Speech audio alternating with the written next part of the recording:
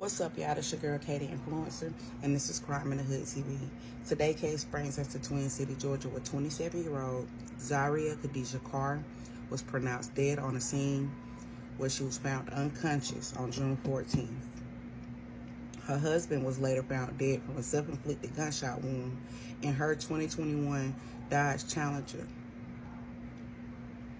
So this case went viral. It went viral all over Facebook, Instagram, TikTok, whatever social media website you could think of, YouTube, that's where it's at. Zaria and Shamarcus, which is the Frenchman on Facebook, and Duchess Dior on Facebook, they were married. They had a crash out moment on Facebook, and they let the world see it. And this was the last one that they did. According to the family, this seemed normal. They always do it. You know, they always in a whirlwind of toxic, situations. And, they just thought that this was just another argument. What it wasn't. Later on, after that argument, Shamarcus killed her and then left with her car and turned around and killed himself when the police closed in on him when they tried to apprehend him. They did not state how she died. I see a lot of people stating she got stabbed, or they got the tussling and she might have hit her head on something, or I even heard people say he shot her. Well, they did not state that. And they did state that they found him from a self-inflicted gunshot wound, okay? So, I'm going to go with they was tussling and maybe she hit her head or maybe he hit her too hard, and that was that.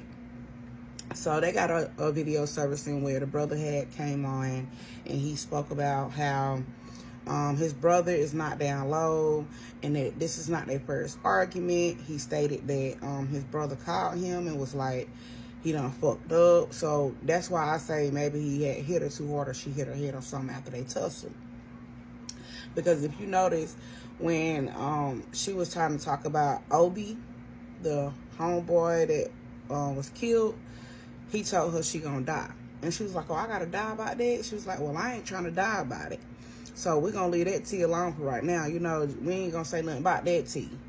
So after that, he snatched the phone out of her hand. So even the brother stated, okay, he snatched the phone out of her hand, but I guess they got the tussling at that time.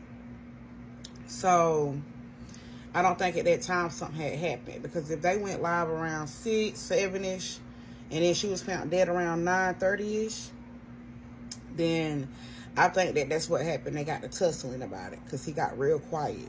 They had been arguing back and forth for hours, and then he just all of a sudden got quiet. So the first clip I seen was him and her in the kitchen, and, he trying to tell how she was messing with his homeboy. She hollering in the background. She's like, nah, I wasn't messing with your homeboy. You was messing with your homeboy, girl, and I told. And I can remember him turning around saying, you told. He was like, yeah, because you was messing with that man woman, like that. So she kept talking. He went and got a knife, and he put the knife beside him, and then I could hear her say, oh, you gonna stab me or you gonna stab me? So she asked him twice. So that was a red flag. He gave you plenty of red flags, because he told her, if you keep talking, you're not gonna make it out that door. Then he told her again, oh, you tell that business, you gonna die. So he kept telling her, chill out. So they say that this was her home, her house. So I'm trying to figure out why he didn't leave, or why she didn't leave. I know it's her home, but why not try to diffuse the situation so that it don't end up the way it did? And then I just kept seeing that baby bottle sitting on the counter.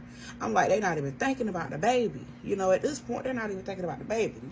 So that just took me for a loop, because prior to seeing any news article or anything about him crashing out the way he did, I had only just seen the live. So I'm like, it was disturbing watching it. So for the family to say that they thought that was normal is crazy, because it is not normal the way they was talking to each other. They was airing out so much infidelity, so much dark side of the world, like voodoo and stuff. Like, they was talking about a whole bunch of stuff. He was talking about how he thought that her family had put I guess, some type of spell on him, and he went and tried to reverse it.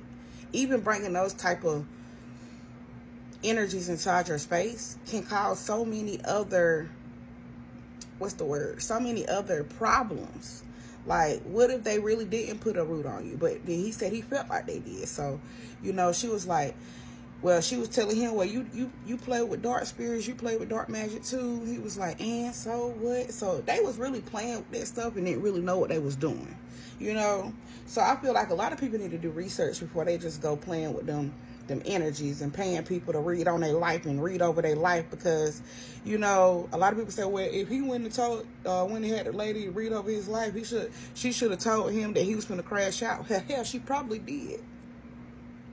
A lot of times they don't keep nothing from you, so she probably did. He probably already had the feeling, for real, to be honest. And then when they started to speak about her being beat for 3 hours, like it was normal, I knew it was over, because he started airing out that. I also seen a family member, I don't know if it's the brother, the best friend, but he spoke about, yeah, in the time he beat her for 3 hours, he said it wasn't 3 hours, but he said something about the Frenchman was at work, which is Shamarcus. He was at work. He said the door camera kept going off. So he kept telling his brother, well, I think somebody trying to rob us. He was like, I'm about to get off and I'm about to go check. So I guess he said he got off. He went to go check. He parked down the street. And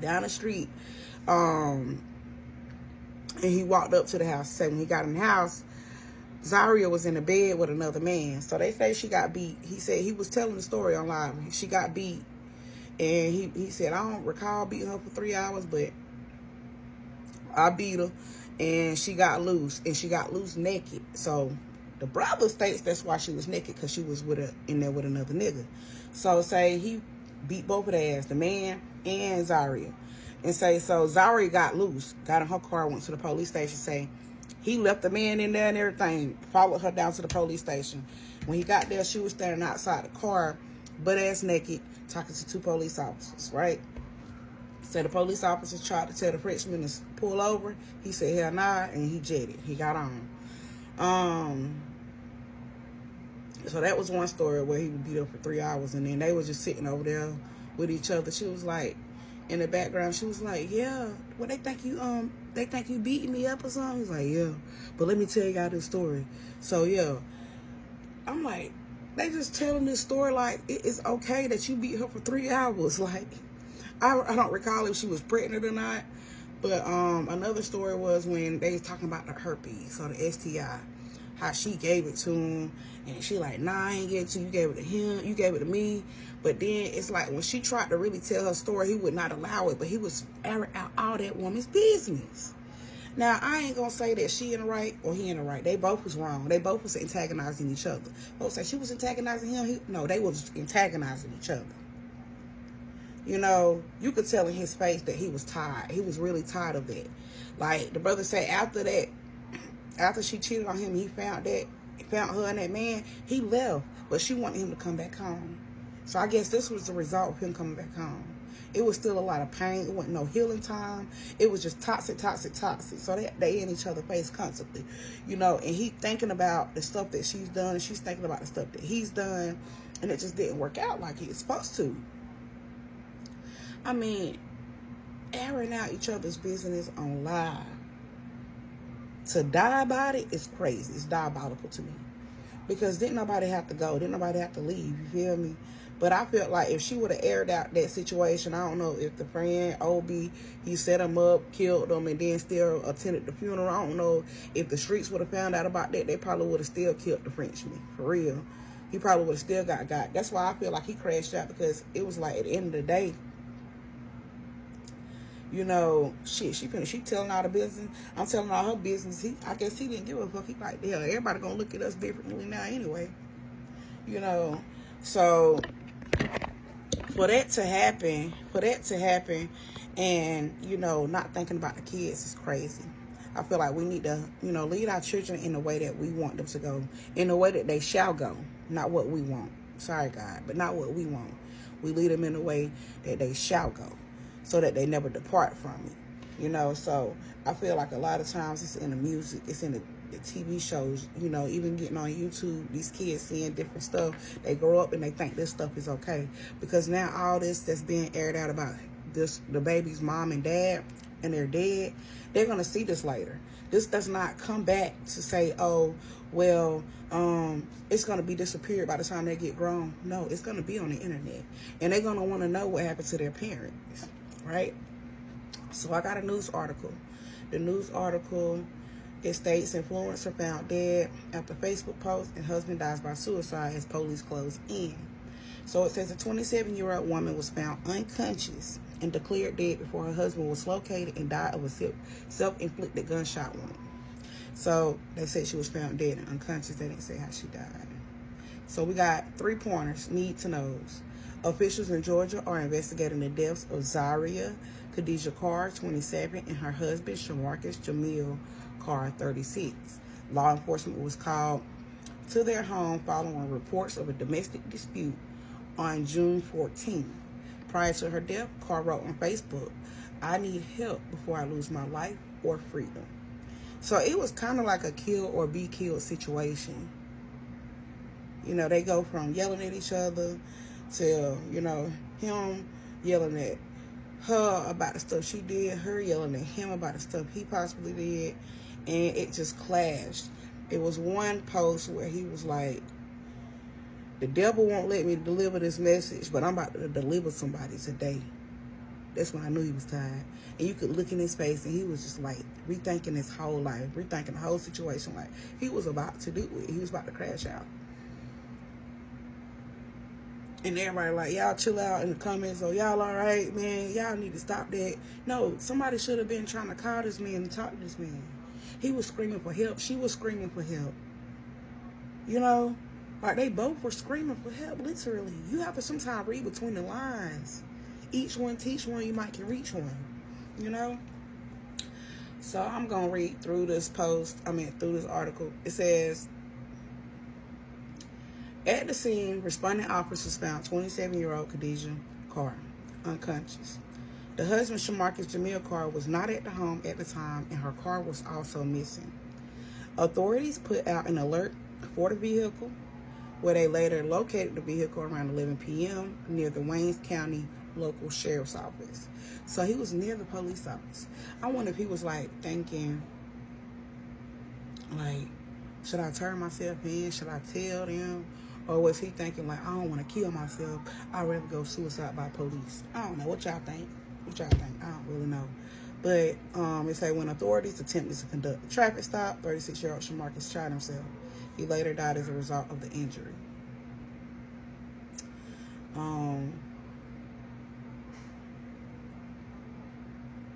Zaria's cause of death has not been confirmed, nor have the injuries she suffered leading to her death.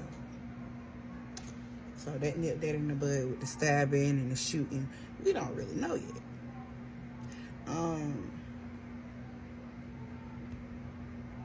This case has definitely took me for a loop. Like it's crazy how things could just transpire and, you know, no one seen it coming. Everybody like, we thought this was normal. We thought this was more. No, these people was really going through some shit. Like, then the love spells, like, I feel like that was to blame as well. Like, that's some dark energies coming in. Like, I don't know if it's a love spell to keep him, it's a love spell to keep him broke, so he needs you. I don't know. But he did state, like, I kept being broke, I kept not having nothing. I feel like when you around a person and stuff ain't going right, that's another red flag. Leave. You around a person and stuff ain't going right, leave. And then this was like on Father's Day weekend. You know, they supposed to be loving each other. Like, this man really just, like, literally cooked his last meal and didn't get to eat. But yeah, I see a lot of people stating, you know, he stabbed her. Could have been, but until the police really put that out there, I don't got nothing to talk about. And then she kept talking about the ex-wife, how he turned her every which way but loose. He was beating on her, whatever. I seen her post talking about he was making his way back to me and all this and that. It was just too much. They was lost in the sauce.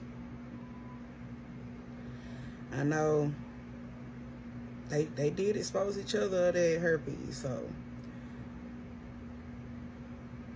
you know. But I think once she got on live and started talking about setting up the homies and robbing them, he was done. He was done. Like, I guess she was like, since you want to air my shit out, I'm gonna air your shit out for real, for real. But then if you let the family tell it, it's like she was the issue.